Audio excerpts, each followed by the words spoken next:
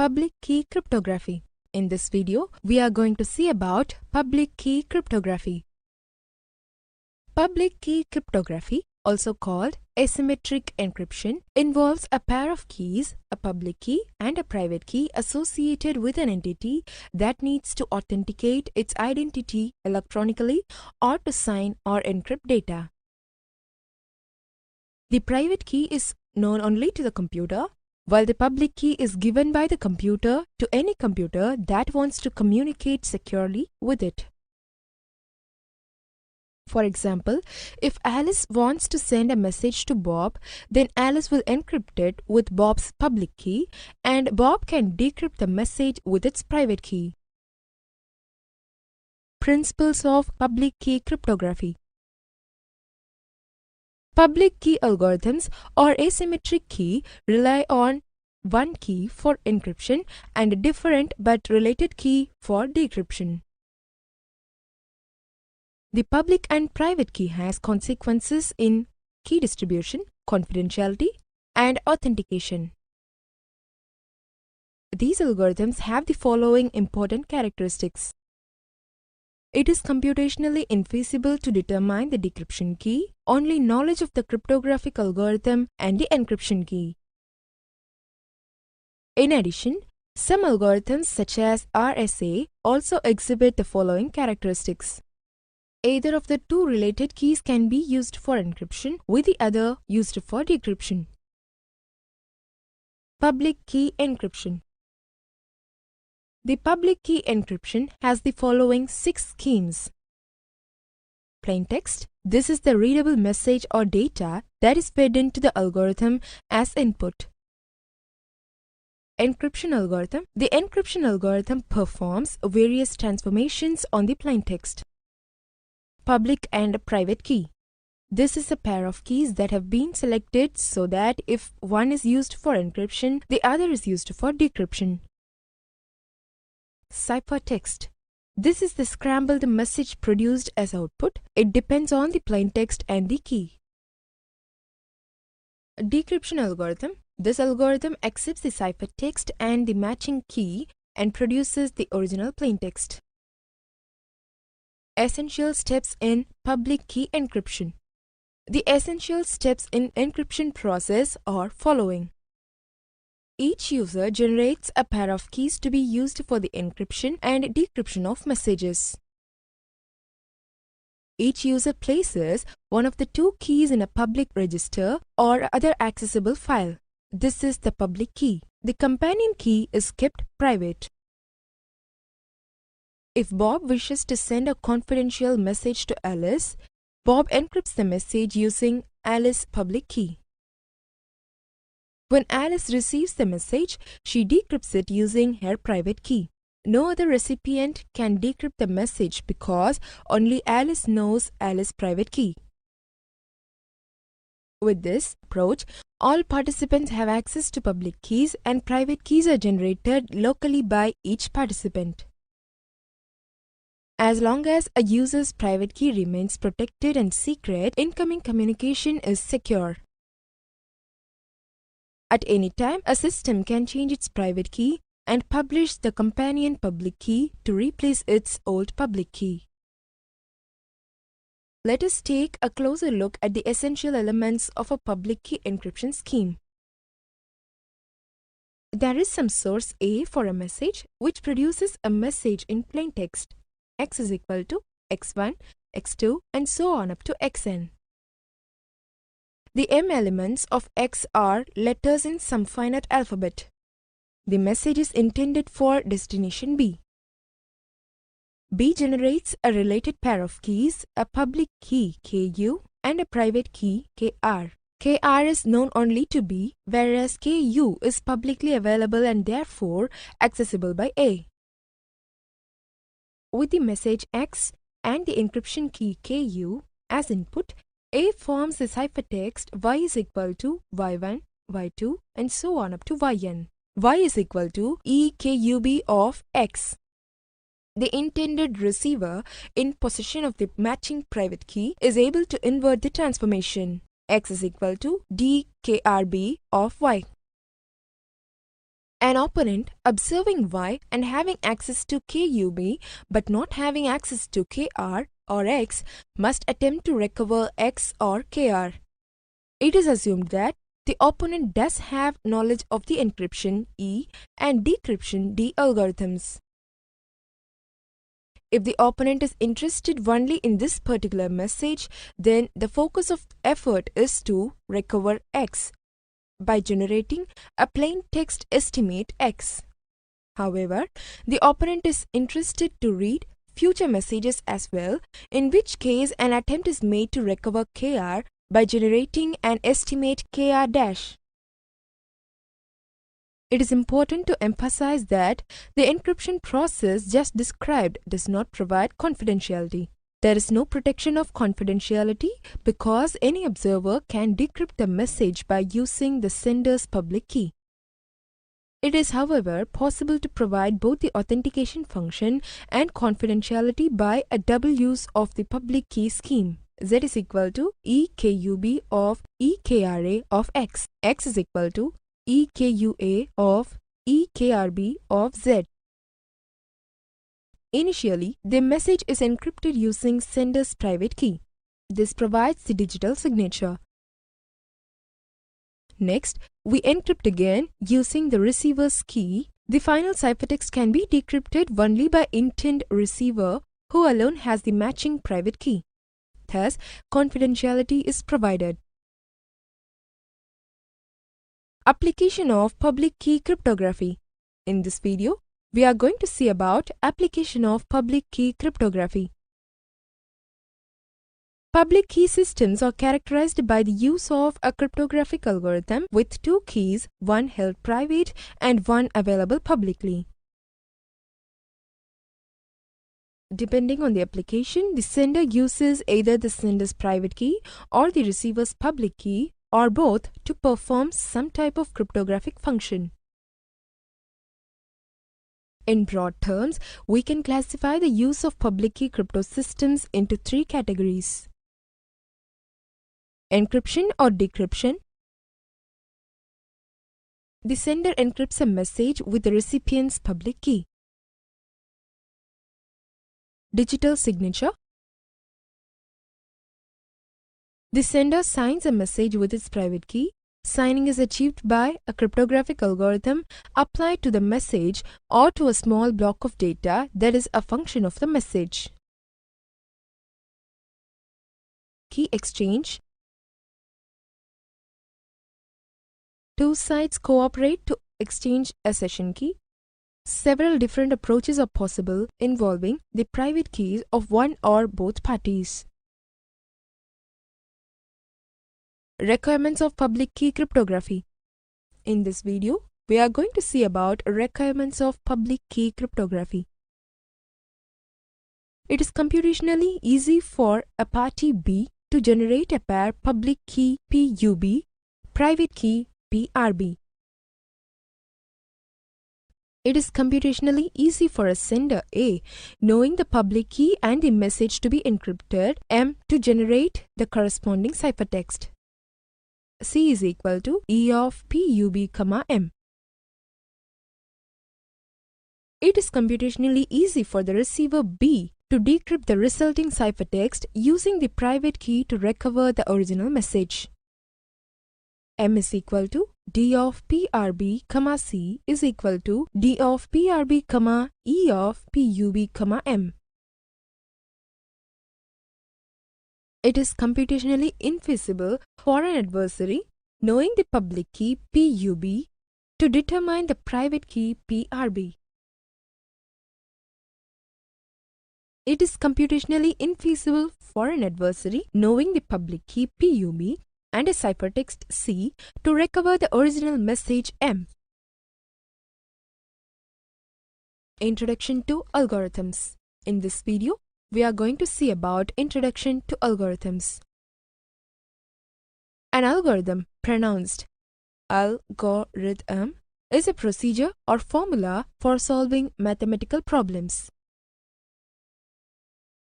Public key algorithms are based on mathematical problems which currently admit no efficient solution that are inherent in certain integer factorization, discrete logarithm, and elliptic curve relationships. It is computationally easy for a user to generate their own public and private key pair and to use them for encryption and decryption. The public key may be published without compromising security, whereas the private key must not be revealed to anyone who is authorized to read messages or perform digital signatures. Public key algorithms, unlike symmetric key algorithms, do not require a secure initial exchange of one or more secret keys between the parties. RSA algorithm. In this video, we are going to see about RSA algorithm. The RSA algorithm, named after Ron Rivest, Adi Shamir, and Leonard Edelman, is based on a property of positive integers. RSA encryption is a public key encryption technology developed by RSA Data Security. RSA makes use of an expression with exponentials. Plaintext is encrypted in blocks, with each block having a binary value less than some number n. That is, the block size must be less than or equal to log base 2 n plus 1. In practice, the block size is I bits, where 2 power I into 6 n is less than or equal to 2 power I plus 1. Encryption and decryption are of the following form for some plaintext block M and ciphertext block C. C is equal to M power E mod n. M is equal to C power D mod n, which is equal to M power E to the whole power D mod n, is equal to M power E into D mod n. Both sender and receiver must know the value of n. The sender knows the value of E and only the receiver knows the value of D. Thus, this is a public key encryption algorithm with a public key of PU is equal to E, n and a private key of PR is equal to D, n. For this algorithm to be satisfactory for public key encryption, the following requirements must be met. It is possible to find values of E, D, n such that M power E into D mod n is equal to M for all M is less than n. It is relatively easy to calculate M power E mod n and C power D mod n for all values of M less than n. It is infeasible to determine D given E and n. Encryption and decryption of RSA. In this video, we are going to see about encryption and decryption of RSA. Encryption and decryption of RSA. RSA encryption and decryption is done in the integer ring Zn, and modular computations play a central role. RSA encrypts plain text X, where we consider the hit string representing X to be an element in Zn is equal to set 0, 1 and so on up to n-1. As a consequence, the binary value of the plain text X must be less than it. The same holds for the ciphertext. Encryption with a public key and decryption with a private key are as shown below. RSA encryption. Given the public key n, is equal to kpub and the plaintext X, the encryption function is y is equal to e kpub of X is congruent to X power E mod n, where X, Y belongs to Zn. RSA decryption. Given the private key D is equal to kpr and the ciphertext Y, the decryption function is X is equal to dkpr of Y is congruent to Y power D mod n, where X, Y belongs to Zn. In practice, X, Y, N and D are very long numbers, usually 1024 bit long or more. The value E is sometimes referred to as encryption exponent or public exponent, and the private key D is sometimes called decryption exponent or private exponent. If user A wants to send an encrypted message to user B, A needs to have his public key of N, E and B decrypts with his private key D. Even without knowing more details, we can already state a few requirements for the RSA crypto system. Since an attacker has access to the public key, it must be computationally infeasible to determine the private key D given the public key values E and N. Since X is only unique up to the size of the modulus N, we cannot encrypt more than L bits with one RSA encryption, where I is the bit length of N. It should be relatively easy to calculate X per E mod N, that is to encrypt, and Y per D mod N, that is to decrypt. This means we need a method for fast exponentiation with very long numbers. For a given N, there should be many private key or public key pairs, otherwise an attacker might be able to perform a brute force attack. It turns out that this requirement is easy to satisfy. Key generation of RSA. In this video, we are going to see about key generation of RSA. A typical feature of all asymmetric schemes is that there is a setup phase during which the public and private keys are computed. Depending on the public key scheme, key generation can be quite composite. As a remark, we note that the key generation is usually not a concern for block or stream ciphers. Here are the steps involved in computing the public and private key for an RSA crypto system. RSA key generation. Output: public key KPUB is equal to N, E, private key KPR is equal to D. Choose two large primes P and Q. Compute N is equal to P into Q. Compute phi of N is equal to P minus 1 into Q minus 1. Select the public exponent E belongs to the set 1, 2 and so on up to phi of N minus 1 such that GCD of E, phi of N is equal to 1. Compute the private key D such that D into E is congruent to mod phi of N. The condition that GCD of E, phi of N is equal to 1 ensures that the inverse of E exists in modulo phi of N, so that there is always a private key D. Two parts of the key generation are non-trivial. Step 1, in which the two large primes are chosen, as well as steps 4 and 5, in which the public and private key are computed. The prime generation of step 1 is quite involved. The computation of the keys D and E can be done at once using the extended Euclidean algorithm EEA. In practice, one often starts by selecting a public parameter E in the range 0 less than E less than phi of N.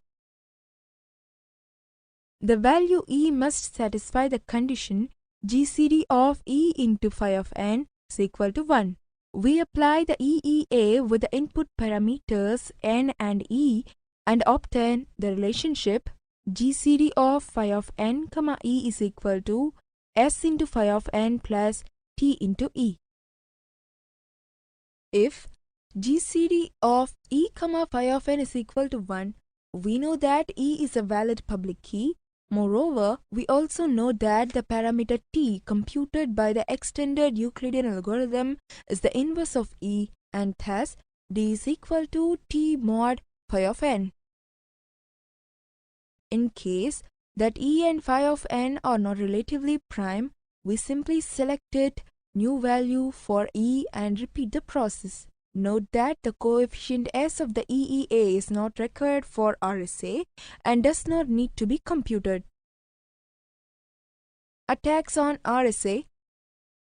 The RSA function is an example of a one-way trapdoor function. It is not known to be easily invertible without the trapdoor D. General attacks on RSA involve trying to compute D or some other way to get to M. RSA security depends on the computation to be unreasonable for the factoring of n and computing the eth roots modulo n. There are 4 possible approaches to attack the RSA algorithm. They are brute force, mathematical attacks, timing attacks, chosen ciphertext attacks. Brute force. This involves trying all possible private keys. Mathematical attacks. There are several approaches, all equivalent in effort to factoring the product of 2 primes. Timing attacks. These depend on the running time of the decryption algorithm. Chosen ciphertext attacks. This type of attack exploits properties of the RSA algorithm. Diffie-Hellman key exchange. In this video, we are going to see about Diffie-Hellman key exchange. Diffie-Hellman key exchange (DH to the power NB1) is a specific method of exchanging keys. It is one of the earliest practical examples of key exchange implemented within the field of cryptography. The Diffie-Hellman key exchange method allows 2 parties that have no prior knowledge of each other to jointly establish a shared secret key over an insecure communication channel. This key can be used to encrypt subsequent communications using asymmetric key cipher. It is a type of key exchange. Process of Diffie-Hellman algorithm. The Diffie-Hellman algorithm depends for its effectiveness on the difficulty of computing discrete logarithms. Briefly, we can define the discrete logarithm in the following way. A mod p, a square mod p, and so on up to a power n-1 mod p. First, we define a primitive root of a prime number p as 1 whose powers generate all the integers from 1 to p-1. That is, if a is a primitive root of the prime number p, then the numbers b is equal to a power I mod p, where 0 less than or equal to I greater than or equal to p-1. For any integer b and a primitive root a of prime number p, one can find a unique exponent I such that the exponent I is referred to as the discrete logarithm or index of b for the base a mod p. This value is denoted as ind a, p of b. Suppose the users A and B wish to exchange a key. User A selects a random integer xa less than q and computes ya is equal to a power xa mod q. Similarly, user B independently selects a random integer xb is less than q and computes yb is equal to a power xn mod q. Each side keeps the x value private and makes the y value available publicly to the other side. User A computes the key as k is equal to yb to the power xa mod q, and user B computes the key as k is equal to ya to the power xb mod q. These 2 calculations produce identical results. K is equal to yb to the power xb mod q. A power xb mod q to the power xa mod q. A power xb to the whole power xa mod q. A power xb into xa mod q. A power xa to the power of xb mod q. A power xa mod q to the power xb mod q. Ya to the power xb mod q. Thus, the two sides have exchanged a secret key. Furthermore, because XA and XB are private, an opponent only has the following ingredients to work with Q, A, YA and YB. Thus, the opponent is forced to take a discrete logarithm to determine the key. For example, attacking the secret key of user B, the opponent must compute XB is equal to IND A, Q of YB. The opponent can then calculate the key K in the same manner as user B calculates it. The security of the Diffie-Hellman key exchange lies in the fact that while it is relatively easy to calculate exponentials modulo A prime, it is very difficult to calculate discrete logarithms. For large primes, the latter task is considered infeasible. Example of Diffie-Hellman key exchange. Key exchange is based on the use of the prime number Q is equal to 97 and a primitive root of 97. In this case, A is equal to 5. Select A and B secret keys. XA is equal to 36 and XB is equal to 58 respectively. Each computes its public key. YA is equal to 5 power 36 is equal to 50 mod 97. YB is equal to 5 power 58 is equal to 44 mod 97. After they exchange public keys, each can compute the common secret key. K is equal to YB power XA mod 97 is equal to 44 power 36 is equal to 75 mod 97. K is equal to YA power XB mod 97 is equal to 50 power 58 is equal to 75 mod 97.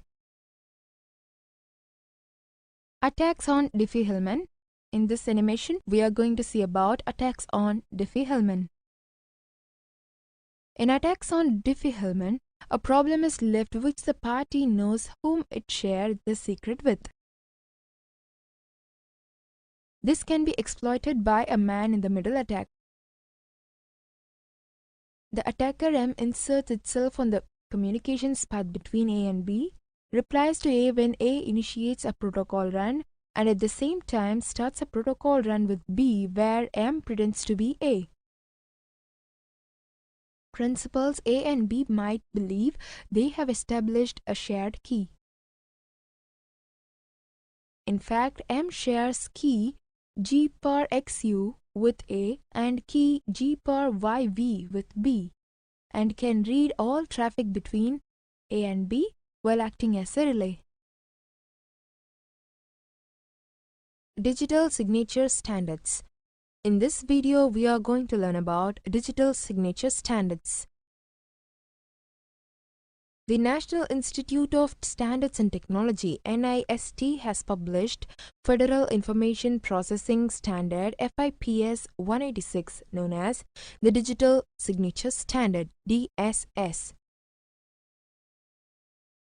The Digital Signature Standard DSS makes use of a secure hash algorithm SHA, described a new digital signature technique, the digital signature algorithm DSA. In this section, we discuss the original DSS algorithm. The DSS approach. The RSA approach, the message to be signed is given as input to a hash function that produces a secure hash code of fixed length. The produced hash code is then encrypted using the sender's private key to form the signature. Both the message and the signature are then transmitted. The recipient takes the message and produces a hash code. The recipient also decrypts the signature using the sender's public key. If the calculated hash code matches the decrypted signature, the signature is accepted as valid. Because only the sender knows the private key, only the sender could have produced a valid signature. The DSS approach also makes use of a hash function. The hash code is provided as input to a signature function along with a random number k generated for this particular signature. The signature function also depends on the sender's private key PRA and a set of parameters known to a group of communicating principals. We can consider this set to constitute a global public key PUG. The result is a signature consisting of two components labeled S and R. At the receiving end, the hash code of the incoming message is generated. This plus the signature is input to a verification function. The verification function also depends on the global public key as well as the sender's public key PUA, which is paired with the sender's private key. The output of the verification function is a value that is equal to the signature component or if the signature is valid. The signature function is such that only the sender with knowledge of the private key could have produced the valid signature. Digital signature algorithm. In this video, we are going to learn about digital signature algorithm. The DSA is based on the difficulty of computing discrete logarithms and is based on schemes originally presented by Elgamal and Sknor. The DSA signature scheme has advantages, being both smaller, that is 320 versus 1024-bit, and faster over RSA. Unlike RSA, it cannot be used for encryption or key exchange. Nevertheless, it is a public key technique. DSA typically uses a common set of global parameters PQG for a community of clients. The structure of the algorithm as revealed here is quite interesting. Note that the test at the end is on the value R, which does not depend on the message at all. Instead, R is a function of K and the three global public key components. Global public key components. P is a prime number, where 2 power L minus 1 is less than P is less than 2 power L. For 512 is less than or equal to L, less than or equal to 1024, and L multiple of 64. That is, bit length of between 512 and 1024 bits in increments of 64 bits. Q is the prime divisor of P minus 1, where 2 power 159 is less than Q is less than 2 power 160. That is, bit length of 160 bits. G is h power P minus 1 divided by Q mod P, where h is any integer with 1 less than h less than P minus 1, such that h of P minus 1 by Q mod P is greater than 1.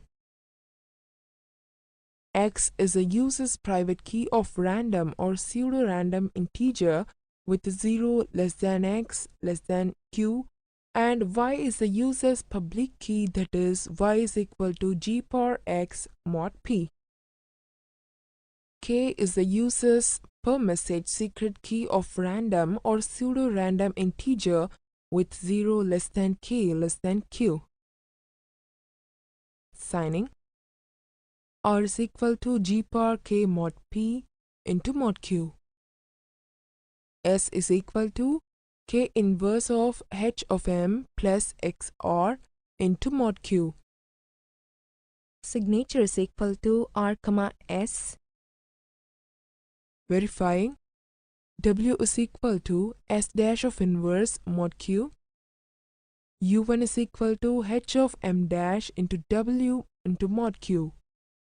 U2 is equal to R dash into W into mod q. V is equal to G power U1 Y power U2 mod P into mod Q. The receiver generates a quantity V that is a function of the public key components, the sender's public key, and the hash of the incoming message. If this quantity matches the R component of the signature, then the signature is validated. Test. V is equal to R dash, where M is the messages to be signed. H of M is hash of M using SHE1 and M dash, R dash, S dash are received versions of M, R, S. Note that the difficulty of computing discrete logs is why it is infeasible for an opponent to recover K from R or X from S. The structure of this function is such that the receiver can recover R using the incoming message and signature, the public key of the user, and the global public key. Elliptic curve cryptography ECC. In this video, we are going to see about elliptic curve cryptography ECC. Elliptic curve cryptography ECC was discovered in 1985 by Victor Miller, IBM, and Neil Koblitz as an alternative mechanism for implementing public key cryptography. Public key algorithms create a mechanism for sharing keys among large numbers of participants or entities in a complex information system. Unlike other popular algorithms such as RSA, ECC is based on discrete logarithms that is much more difficult to challenge at equivalent key lengths. Elliptic curves. Elliptic curves are not ellipses. They are so named because they are described by cubic equations similar to those used for calculating the circumference of an ellipse. In general, cubic equations for elliptic curves take the form y square plus axy plus by is equal to x cube plus cx square plus dx plus e, where a, b, c, d, and e are real numbers that satisfy some simple conditions. Also included in the definition of any elliptic curve is a single element denoted 0 and called a point at infinity or the 0 point. Such equations are said to be cubic or of degree 3 because the highest exponent they contain is a 3. A form of addition can be defined for an elliptic curve, which in its short form is stated as follows.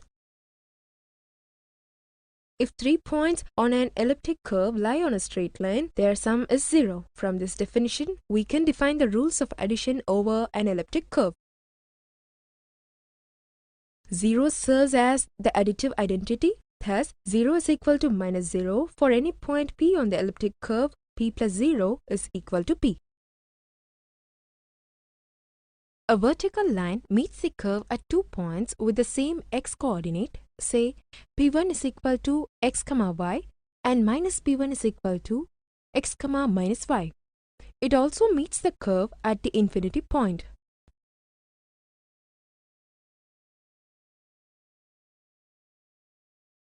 Thus, the negative of a point is a point with the same x coordinate but negative y coordinate. To add 2 points, Q and R with different x coordinates, draw a straight line between them and find the third point of intersection P1. It is easily seen that there is a unique point P1, that is a point of intersection, unless the line is tangent to the curve at either Q or R1, in which case we take P1 is equal to Q or P1 is equal to R respectively. Then note that Q plus R plus P1 is equal to 0 and so Q plus R is equal to minus P1. To double a point Q, draw the tangent line and find the other point of intersection S. Then Q plus Q is equal to 2Q, which is equal to minus S. Encryption and decryption of elliptic curve. In this video, we are going to see about encryption and decryption of elliptic curve. Several approaches to encryption-decryption using elliptic curves have been analyzed. The first task in this system is to encode the plaintext message M to be sent as an XY point PM. It is a point PM that will be encrypted as a ciphertext and subsequently decrypted. Note that we cannot simply encode the message as the x or y coordinate of a point because not all such coordinates are in E of A, B. As with the key exchange system, an encryption-decryption system requires a point G and an elliptic group EP of AB as parameters. Each user A selects a private key NA and generates a public key PA is equal to NA into G.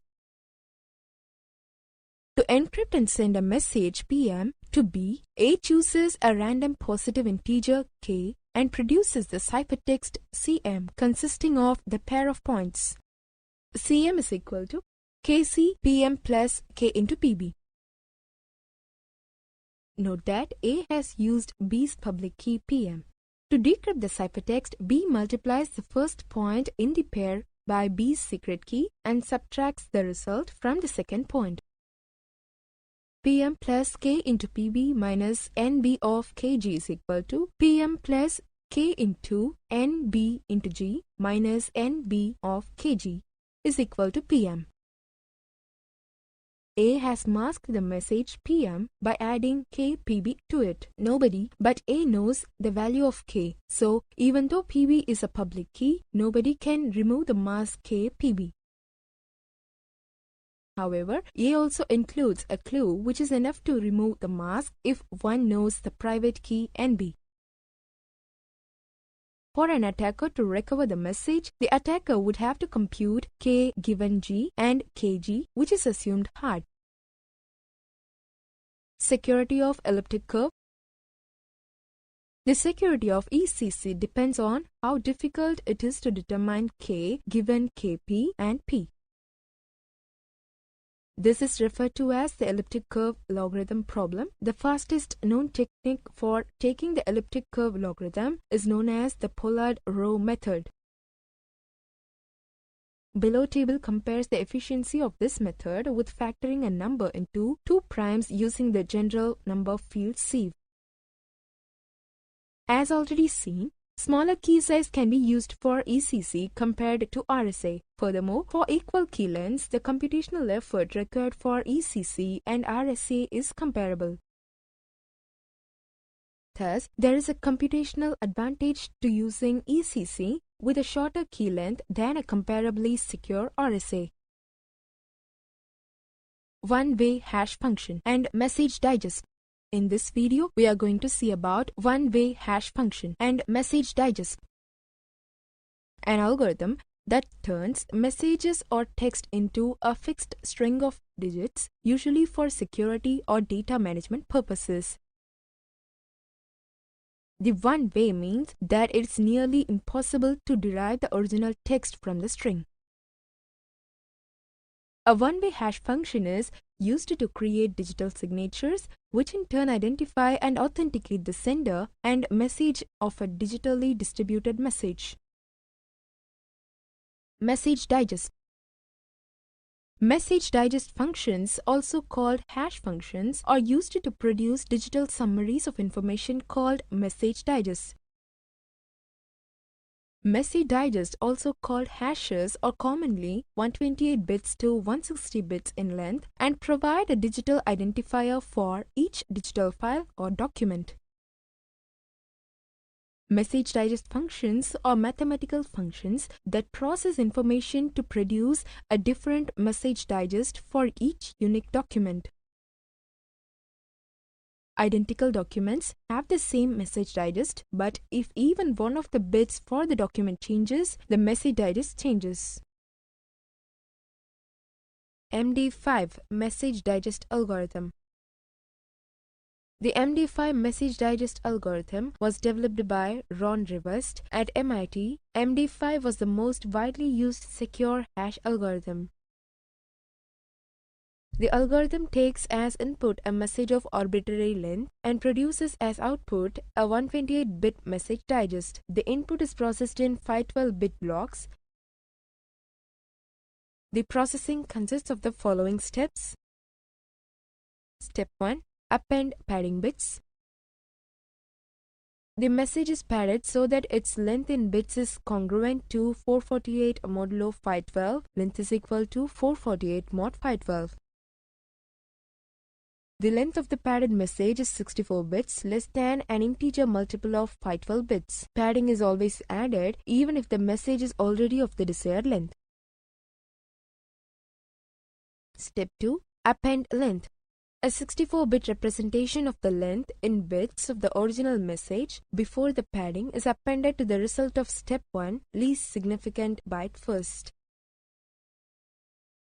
If the original length is greater than 2 power 64, then only the low-order 64 bits of the length are used. Thus, the field contains the length of the original message modulo 2 power 64.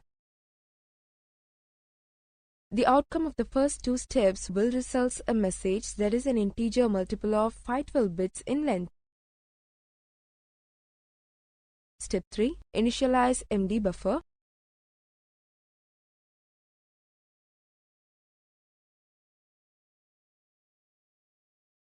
A 128-bit buffer is used to hold intermediate and final results of the hash function.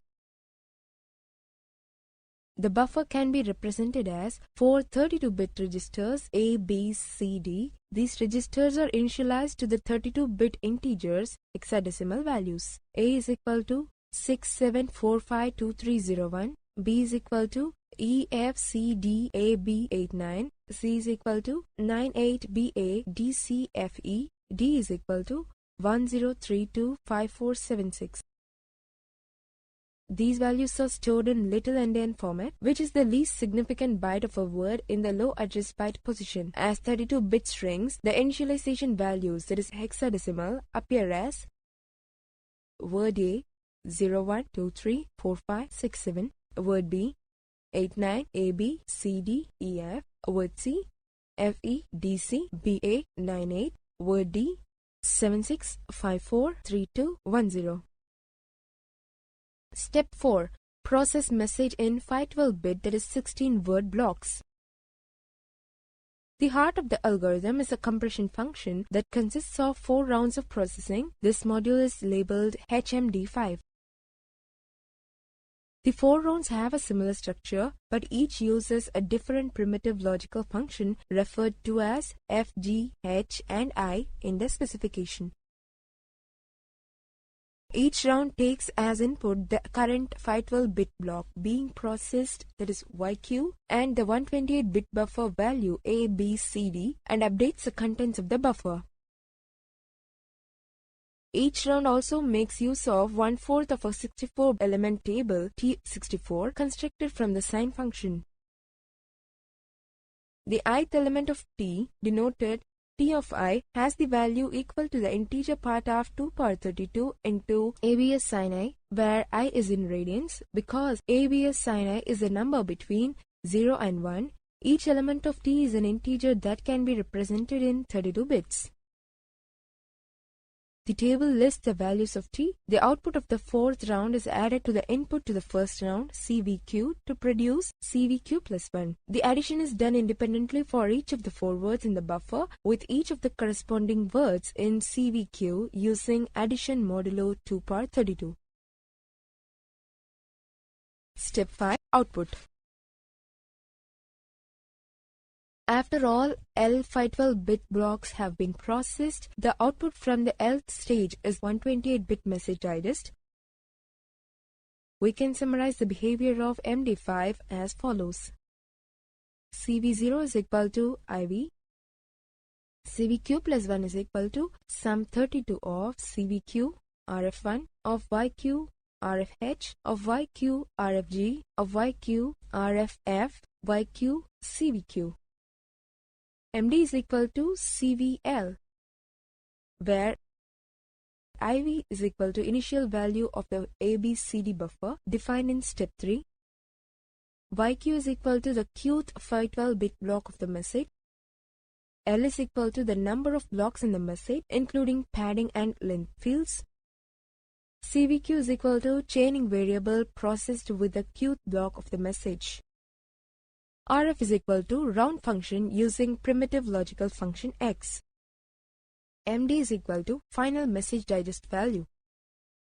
Sum 32 is equal to addition modulo 2 par performed separately on each word of the pair of inputs. MD5 compression function. In this video, we are going to see about MD5 compression function. Let us look in more detail at the logic in each of the 4 rounds of the processing of one 512-bit block. Each round consists of a sequence of 16 steps operating on the buffer ABCD. Each step is in the form A is equivalent to B plus A plus G of B C D plus X of K plus T of I to the left by S, where A, B, C, D is the 4 words of the buffer in a specified order that varies across steps. G is equal to one of the primitive functions f, g, h, I. To the left of S means circular left shift rotation of the 32-bit argument by S bits. Xk is equal to m of qx 16 plus k is equal to the kth 32-bit word in the qth 512-bit block of the message. Ti is equal to the ith 32-bit word in matrix T. Plus is equal to addition modulo 2 par 32. The order in which the 4 words A, B, C, D are used produces a word-level circular right shift of one word for each step. One of the 4 primitive logical functions is used for each of the 4 rounds of the algorithm. Each primitive function takes 3 32-bit words as input and produces a 32-bit word output. Each function performs a set of bitwise logical operations, that is, the nth bit of the output is a function of the nth bit of the 3 inputs. Secure hash algorithm SHA. In this animation, we are going to learn about secure hash algorithm. From the brute force attack point of view, MD5 is now vulnerable to bird attacks that require on the order of effort of 2 par 64. As a result, there is a need to replace the popular MD5 with a hash function that has a longer hash code and is more resistant to known methods of cryptanalysis. Hence, it gave emergence to SHA-1 and RIPEMD 160. Its secure hash algorithm SHA was developed by the National Institute of Standards and Technology (NIST) and published as a Federal Information Processing Standard FIPS PUB 180 in 1993. A revised version was issued as FIPS PUB 181 in 1995 and is generally referred to as SHA-1.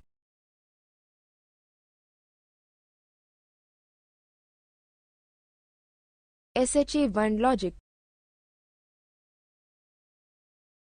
The algorithm takes as input a message with a maximum length of less than 2 par 128 bits and produces as output a 160-bit message digest. The input is processed in 512-bit blocks.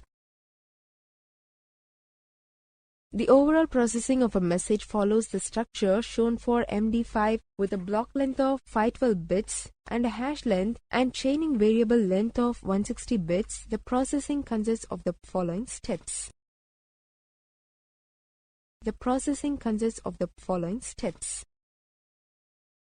Step 1. Append padding bits.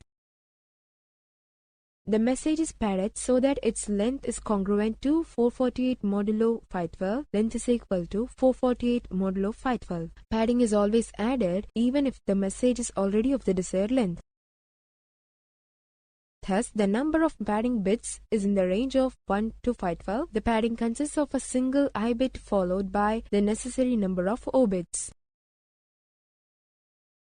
Step 2. Append length. A block of 64 bits is appended to the message. This block is treated as an unsigned 64-bit integer, most significant byte first, and contains the length of the original message before the padding. Step 3. Initialize MD buffer.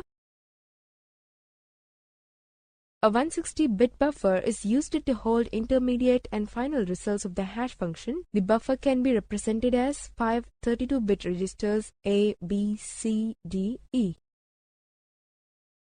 These registers are initialized to the following 32-bit integers hexadecimal values. A is equal to 67452301, B is equal to EFCDAB89, C is equal to 98BADCFE, D is equal to 10325476, E is equal to C3D2EIFO. Note that the four values are the same as those used in MD5. However, in the case of SHE1, these values are stored in big endian format, which is the most significant byte of a word in a low address byte position. As 32-bit strings, the initialization values in hexadecimal appear as follows.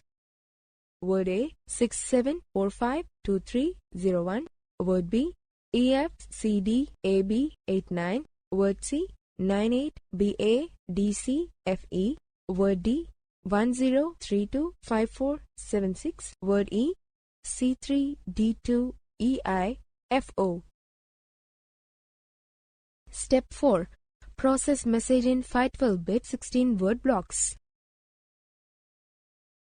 The heart of the algorithm is a module that consists of 4 rounds of processing of 20 steps each.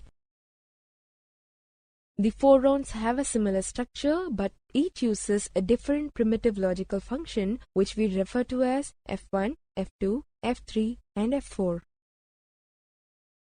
Each round takes as input the current 512-bit block being processed YQ and the 160-bit buffer value A, B, C, D, E and updates the contents of the buffer.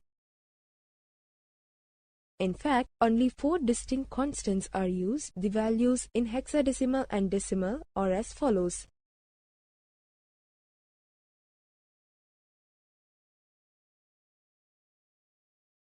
The output of the 4th round, 80th step, is added to the input to the first round CVQ to produce CVQ plus 1.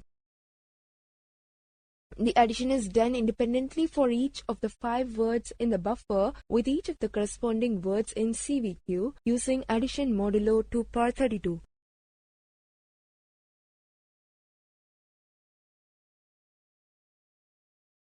After all L 512-bit blocks have been processed, the output from the L stage is the 160-bit message digest.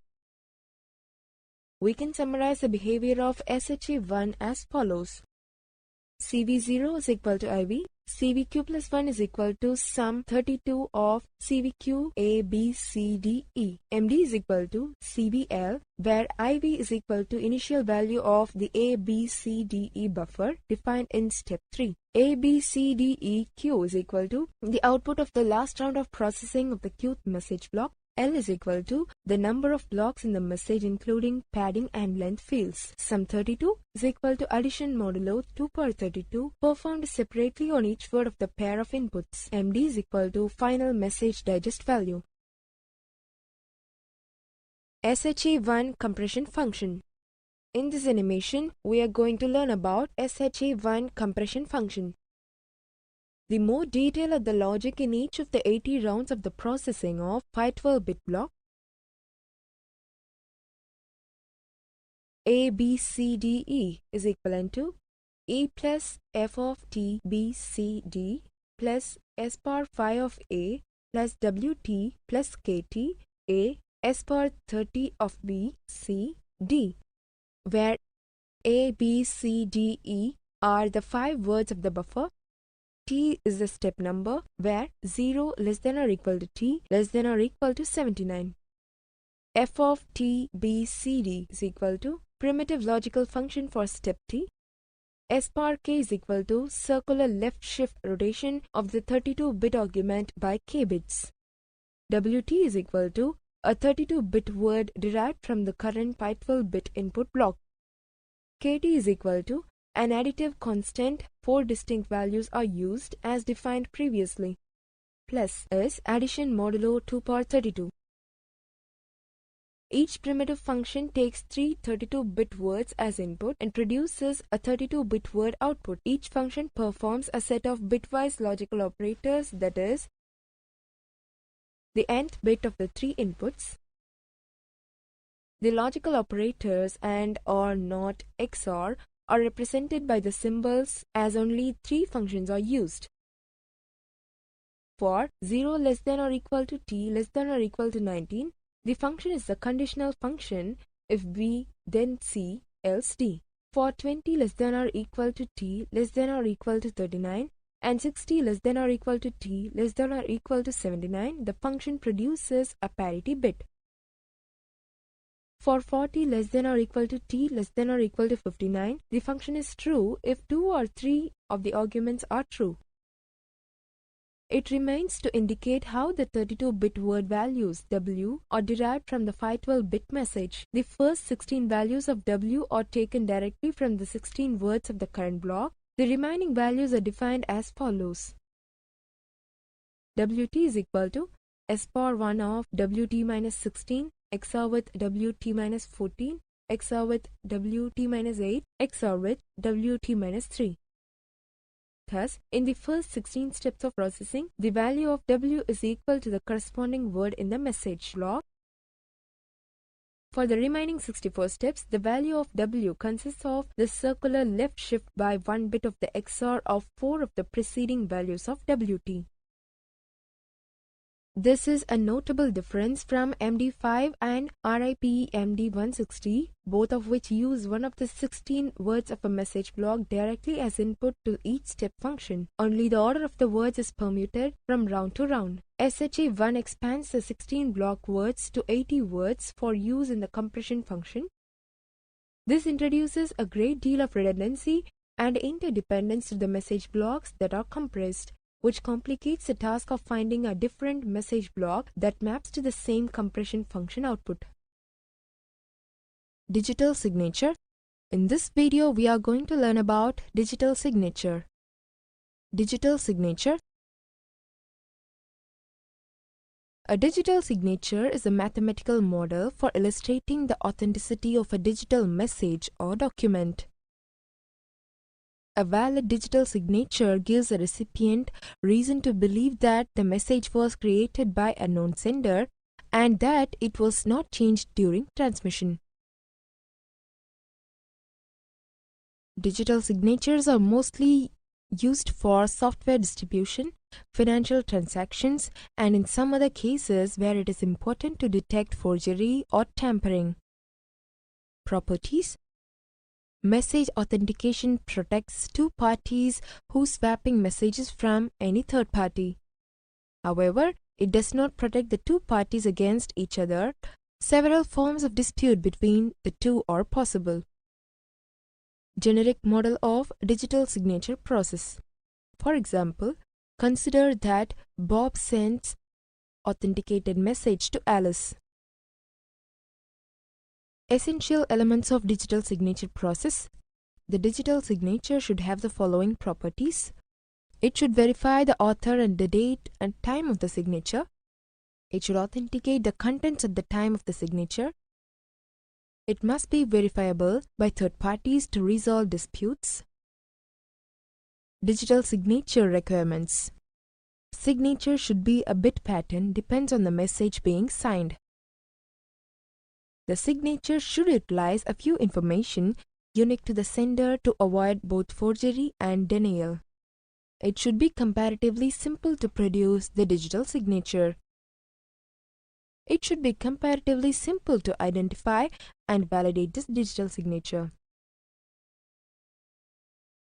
It should be computationally infeasible to forge a digital signature, either by constructing a new message for an existing digital signature or by constructing a fraudulent digital signature for a given message. It should be realistic to hold a copy of the digital signature in storage. Types of digital signatures. There are two types of digital signatures. They are direct digital signature, arbitrated digital signature. Direct digital signature. Direct digital signatures only require the two entities because the receiver of the data, digital signature, knows the public key used by the sender, and the sender of the signature failed the receiver not to change the document in any way. Direct digital signatures involve the direct application of public key algorithms involving only the communicating parties. A digital signature might be created by encrypting the whole message with the sender's private key or by encrypting a hash code of the message with the sender's private key. Confidentiality can be offered by additionally encrypt the whole message plus signature using either or private key schemes. It is significant to do the signature function first and then outer confidentiality function, since in case of dispute, a few third parties should vision the message and its signature. These approaches are dependent on the security of the sender's private key, which leads to the problem if it is lost or stolen and signatures forged. Arbitrated digital signature. Arbitrated digital signature involves the use of arbiter A who validates any signed message and then dated and sent to the recipient. This digital signature requires a suitable level of trust in arbiter A. It can be implemented with either secret or public key algorithms where arbiter may or may not see the message.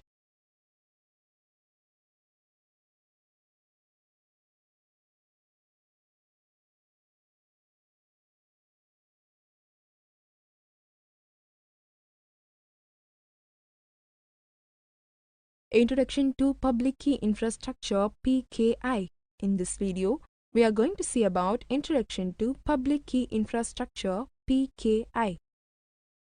A PKI, public key infrastructure, enables users of a basically unsecure public network such as the internet to securely and privately exchange data and money through the use of a public and a private cryptographic key pair that is obtained and shared through a trusted authority.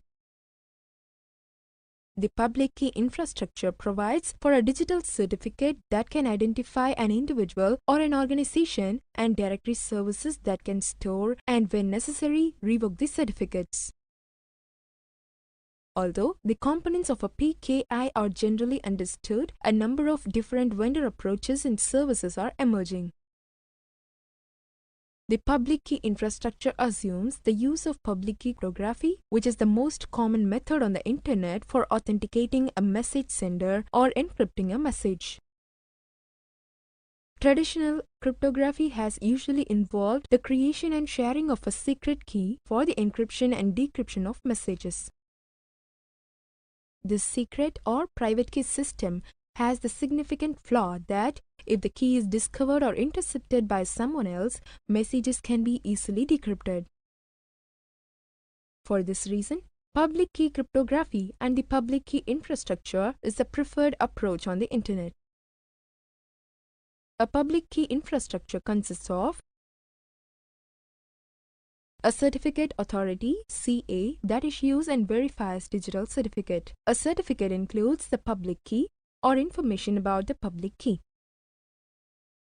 A registration authority (RA) that acts as the verifier for the certificate authority before a digital certificate is issued to the requester. One or more directories where the certificates with their public keys are held. A certificate management system.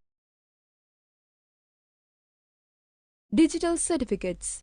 In this video, we are going to see about digital certificates. A digital certificate is an electronic passport that allows a person, computer, or organization to exchange information securely over the internet using the public key infrastructure (PKI). A digital certificate may also be referred to as a public key certificate.